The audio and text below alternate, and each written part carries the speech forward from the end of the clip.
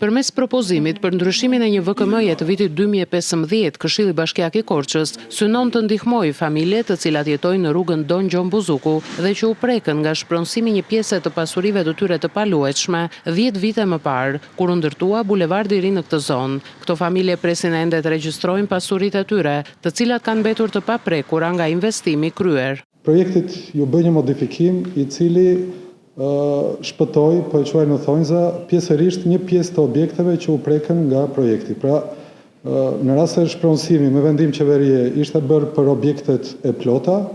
pas zbatimit final të projektit, një pjesë e këtyre objekteve ngelen, pra janë fizikisht atje. Në këto kushte,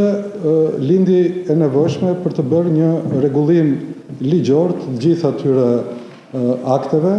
me cilat ne kishim proceduar për shpronësimin, që këtyre familjeve t'ju mundsonte ta regjistronin pjesën e ngelur të pronës. Ka qenë një diskutim kështu i komplikuar ligjor, kjo rrugë apo ajo rrugë që është zgjatur shumë prirë të vërtetës, edhe ju kërkoj ndjesë edhe familjeve, por së fundmi kemi gjetur një rrugë në bashkëpunim me ASHK-n, të cilën duhet ta ndjekim që këto familje të kenë mundësi të regjistrojnë pjesën e ngelur të pronës. Pas ndryshimit të VKM-s së vitit 2015, 10 familje që jetojnë në rrugën Don Gjon Buzuku do të kenë mundësinë më në fund të regjistrojnë pjesën e mbetur të pronave të tyre dhe të marrin certifikatat e pronësisë.